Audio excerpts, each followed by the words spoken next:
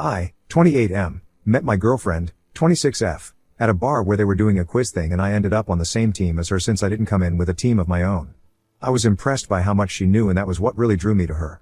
I've always been a trivia kind of guy, so anyone who is also into that is instantly interesting to me. We started talking and we eventually started dating. I'm currently pursuing a master's degree while she was previously a teacher but ditched her job to focus on building her online presence. She's aiming to be something of a trivia-focused influencer, which of course, I was solidly behind since I think we need a lot more personalities of that kind, especially women, on the internet. Anyway, when she was in high school, she had a really great friend who we're going to call May. May had a high school sweetheart that I'm going to call Tom, and their relationship, at least to external observers, was the dream. Two people who fell in love from high school, somehow managed to stay together through colleges on different sides of the country, and eventually started to live in close proximity after all of it. Some months ago, my girlfriend came to happily tell me about how Tom proposed to May and how they were planning to get married soon. I've met both Tom and May quite a few times and honestly, they're the nicest people. I have always wished them great.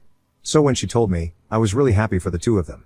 I think everyone's story when it comes to love is different from the next person, but I've always loved the idea of finding your love very early on in life. There's nothing quite like knowing a person as deeply as that. At least when things end up going right until the very end, because as I will eventually get to in this narration, being high school sweethearts doesn't always mean that you're going to have a perfect relationship, if such a thing exists. So, the time came that there was a date for Tom and May to get married, and as expected, we were in attendance. To be honest, it was an amazing event and it was absolutely beautiful. It was somewhat rowdy because as I learned that day, a good number of May's relatives were part of a certain motorcycle club. Apparently, it was a thing her extended family was proud of, but she was one of those who didn't follow that path. They were all good people though. Some were rather scary but it was easy to get along with them. I didn't have as much emotional investment as my girlfriend considering I had only known both of them for a fraction of the time that she had, but I'll admit that it still moved me since the two of them seemed to be perfectly in love. Now, things started to go wrong when I found myself making small talk with one of the other guests who attended the same high school as the couple and my girlfriend. I tried to point my girlfriend out to him, and when I eventually found her, I saw that she and the groom were close to a wall and they both had serious faces on. The bride was somewhere else, chatting with some of her friends. Here's the thing. I don't think I would have had an issue seeing Tom and my girlfriend having a private conversation. That wasn't the issue that I had. It's the fact that on Tom and May's wedding day, the conversation seemed to be way too serious, at least from where I was standing. I made a mental note to ask my girlfriend about it. When the night finally rounded down in intensity and we went back to our hotel room, I brought it up and asked her what they were talking about that seemed so serious on a day that was meant to be extremely happy for everyone in attendance. She initially said, "Oh, it was nothing." But that answer just raised my suspicions further. I told her that it obviously couldn't be nothing and I think she realized that she'd have to say something if she wanted to make it clear that it really wasn't a big deal. According to her, he was just having the typical "am I making a mistake?" wedding anxiety and she just helped him settle down since they've known each other for so long. It was a somewhat convincing answer and even though I had a lot of questions like why it wasn't one of the groomsmen giving the kind of pep talk and why it seemed like they were having more of a back and forth than a motivational speech, I just left it. However, when I noticed that she was constantly in conversation with someone on a messaging app on her phone, I started to get curious about what was going on. Every time that she picked up her phone, her face would get a bit serious and that was when I think I fully embraced my suspicion. Cheating wasn't on my mind though. I simply felt like there was something she didn't want to tell me, for whatever reason. Perhaps Tom told her something very personal and she swore not to tell anyone, but I needed to know that for sure and I made the decision to go through her phone. Honestly, it's not the first time that I'm looking through her phone. I've done it on 2 other occasions when I had really strong suspicions that she was hiding something from me, and both of those times, I didn't find anything of note. As much as you might say a lack of trust is what leads someone to check their partner's phone, I feel like what she doesn't know won't hurt her, and it also lets me see whether the truth tallies with what she tells me. On those other instances, I found out that she wasn't hiding anything, which certainly made me trust her more. This time around, things were different. I eventually grabbed her smartphone when she went to sleep and that's when I went straight to her messages with Tom. He was the one that she had mostly been talking to that night by the looks of things. There were a lot of messages there on that same wedding day though most of them were from after we got back to the hotel room. I scrolled all the way back to the start of the day and there was a message from her that said, "Can I come around?" Followed by his response with the eyes emoji. After that, he said yes. Then the next messages were from that evening. Before I started reading those messages, I realized that my girlfriend had told me that she was going to the room where the girls were getting their makeup done by their traveling makeup artist. That was around the time that she had messaged Tom. At that point, I quickly exited and went to her chats with May and I saw her asking for where my girlfriend was. It took her a while to answer but she said she was on her way. I was scared to go back to the text with Tom, But I did, and the conversation they had that evening took me some time to piece together in terms of context, but I eventually did. As long as you're not going to be the kind to try and come clean, then we'll both be fine, my girlfriend said. Trust me, I'm not. I have a hell of a lot more to lose in this right now than you do. This is the worst possible timing. It was the only possible timing, Tom. Especially since we waited this long in the first place. We didn't wait for anything. You came to my room, and on the cusp of being married, there was something tempting about you being a reality. It was taboo and that was the appeal, and I know I messed up. But you liked it, my girlfriend said, followed by a smile emoji. That's not the point. You can like something and know you shouldn't have done it. You sound like you have a conscience now, but you somehow didn't when I was naked in front of you. I messed up, yes. I liked it, yes. This will never happen again. I've crossed a boundary in my life where this kind of stuff is now unacceptable. And no, I'm not stupid enough to try and tell May. At least indulge me and tell me what you like the most. I've always fantasized about you and this was like a dream come true for me. I just want to hear how good it was for you. Give me something to treasure if this can't happen again.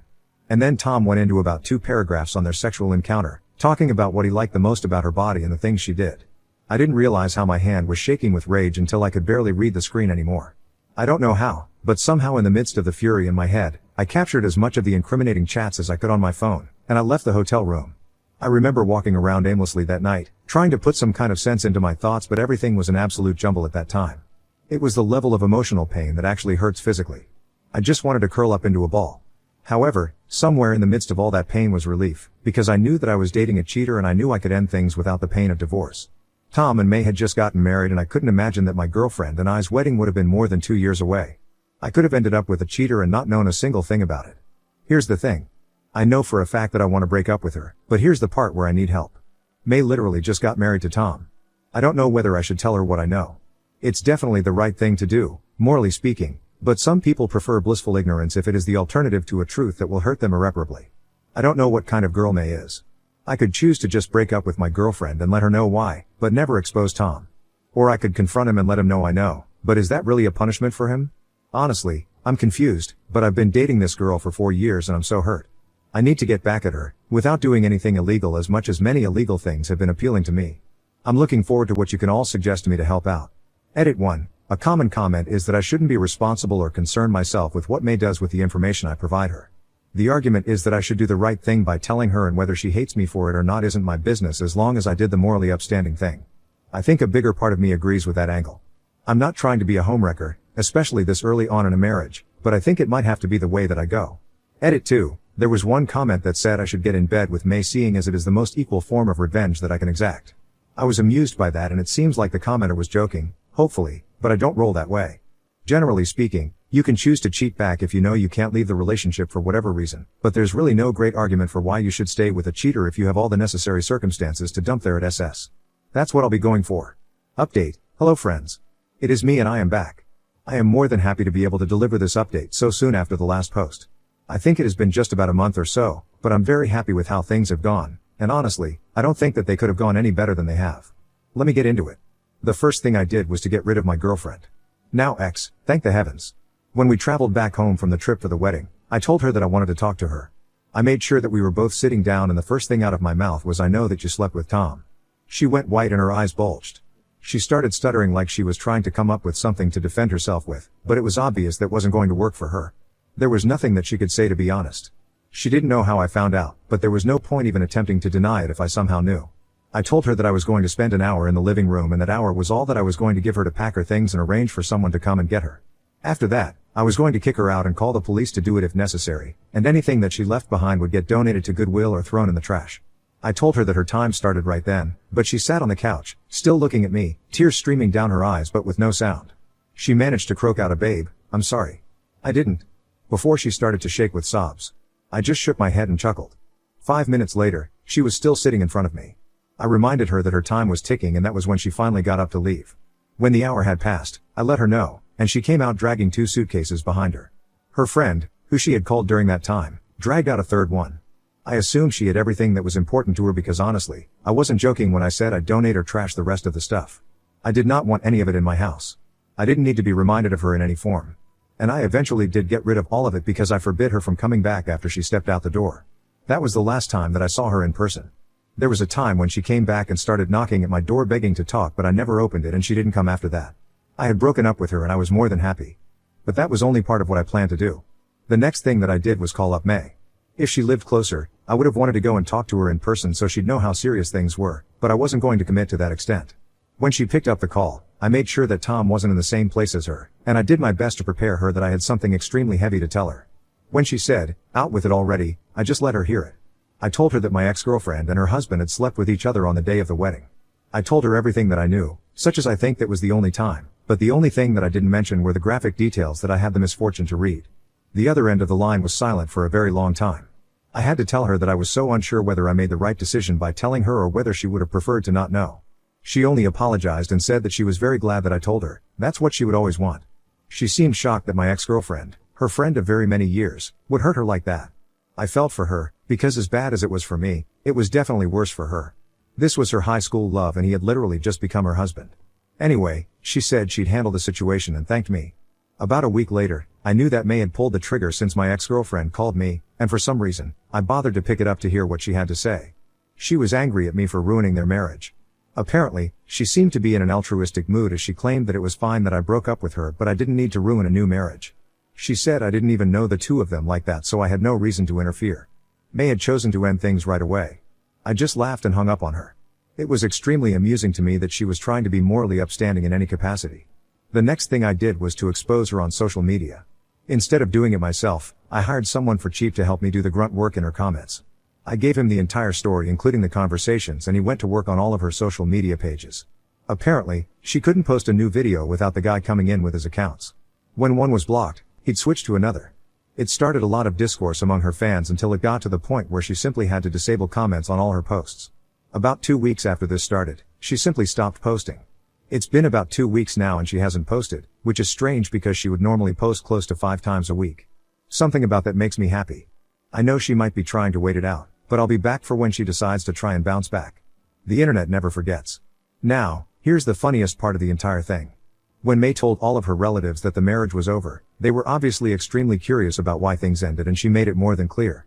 Well, May is apparently quite a sweetheart and a lot of aunts, uncles, and cousins adore her. Those biker relatives of hers? They went to cause quite a ruckus at Tom's house. According to May, they roughed him up quite a bit. However, the very best part for me is that they went to my ex-girlfriend's house too. I don't know how they got her address but they did somehow. They didn't hurt her, but they certainly scared the crap out of her and last I heard, she had left her sister's place and moved out of the state. I don't know whether that's temporary but it is extremely funny that her cheating somehow made her run like a fugitive. So, I broke up with her, made sure the cheating groom was caught by his wife, did my part in dismantling my ex's online career, kicked her out and tossed some of her stuff, got the AP beaten up just enough, and had my ex frightened to the point that she ran out of state. To me, that's as great as revenge can go and I honestly feel a whole lot better. Being cheated on isn't fun, but it seems revenge is the right medicine for it, especially if you do it properly. Make sure it hurts, brothers and sisters, and you'll feel better for it. Thank you to everyone for all the help and assistance along the way, and I'll be sure to return the favor to other posters who need help. Now on to the next story. Story 2. Fiancé admitted that he has a crush on his coworker after I confronted him about feeling neglected. I forgave him, but now I'm repulsed by his touch. So I ended our 4-year relationship. I, 35F, and fiancé, 43M. My fiancé is self-employed, but often works with people from other companies. He is currently finishing a job that lasted 5 months. On this job he met a woman who worked with him on the project. I met her briefly, but I didn't think much of her. Anyway, about a month and a half ago I decided to talk to him because I was feeling neglected lately. He broke down before I could even finish, apologized and admitted he had a crush on her. He said they had a lot in common, spent a lot of time together and that she admired him, which flattered him.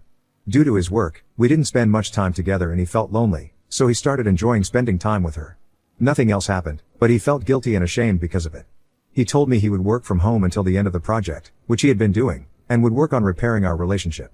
She texted him a few times asking if he planned to come back to the office, but he simply replied no. After, she tried initiating a conversation via text, but he didn't respond. Then, she texted that she missed working and talking with him in the office and asked if she had done something wrong.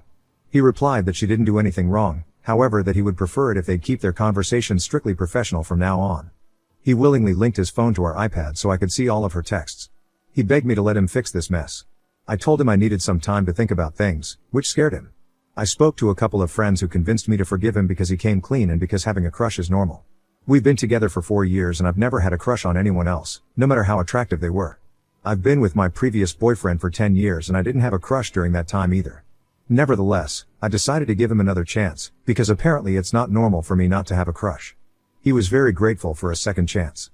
He is romantic, attentive, kind, loving, honest. He has read a number of books on relationships and infidelity and is trying to understand what happened and why. The thing is, I know all the right things to say and do, I seem to be receptive to his advances, but none of it is real. I'm disgusted by his touches and kisses, my mind thinking up sardonic, sarcastic responses to everything he says and does. I don't say any of those mean things out loud, BTW. He repels me. And now I'm starting to feel attracted to other men, which in my case only happens when I mentally withdraw from the relationship. Is there a way to overcome this? Have you had any experience with this? Update 1. Since I continue to receive responses in this thread, I made another one. To keep things short, I ended the relationship. Love isn't enough to overcome distrust. Comments. Firk. In my experience, once I'm mentally checked out, there's no going back. No amount of promises, effort or guilt can bring back trust. You need to be able to trust your partner from the depths of your soul, with your body, your feelings, your life. Dear Juice 1560, I think you just subconsciously feel unsafe and that is making you check out. He didn't say anything till you did, so I don't blame you. It wasn't just an innocent crush, she was playing into it, as she was too, to say she misses him. It was at bare minimum the beginning of an emotional affair. Thank you for stating this better than I could. As I've written in another comment, I can see myself marrying him, having a child with him and then him looking for another woman while I'm still postpartum. It might be better to break up before marriage and children complicate things further. Should I just hope he doesn't do it again the next time things get difficult for him? If I hadn't confronted him, how far would he have gone? I love him, but I'm not sure this relationship is worth continuing anymore, as I don't trust him. I don't know how to move past this. I don't want to spend my life policing his every move and being paranoid each time he stays longer at work. I don't deserve that bullshit. Update 2. Yesterday afternoon, I gathered the courage to talk to him. I asked him not to interrupt me until I finished. I told him everything that's been on my mind since I found out about my distrust, disgust, and loss of respect for him. I remained calm and didn't hurl any insults. I told him that what he did was emotional cheating and that I'm not convinced that that's where it stopped, that I appreciated the fact that he decided to read all of those self-improvement and relationship books, that I hope he'll learn from this experience and will improve as a person, but that it's not going to save our relationship. I'm done. He begged for another chance, asked to attend couples therapy, he promised to attend individual therapy as well. He told me he loved me and that he knew he messed up and didn't deserve me, but that he would be willing to spend the rest of his life making it up to me. I told him his words weren't enough and would never be enough again. I started packing my stuff. He followed me around the apartment, crying and making promises. Before I left, he asked me if I'd be willing to reconsider us sometime in the future, if he proved himself. I told him that I don't see that happening. I told him that I wished him all the best, but that it's not going to be with me. I am staying with a friend now, while looking for an apartment. He sent me flowers to the office with an I love you card. I'd throw them away, but I don't want to draw attention at work. So far, I've received 3 emails from him, pouring his heart out, or whatever else, to myself. I haven't responded to them and don't plan to. I haven't blocked him, either. He crushed my self-confidence and made me doubt myself. He might as well feed my ego now. I am so angry, hurt, and depressed right now. I feel like I could burn down the whole world with my anger. I don't know how I'll ever trust someone again. My grandfather cheated on my grandmother. My father cheated on my mother. My uncles cheated on their wives. All of them had children outside of their marriages. My ex knew this and worked really hard to earn my trust, only to completely shatter it. I don't think I could survive going through something like this again. How to cope? How to get better?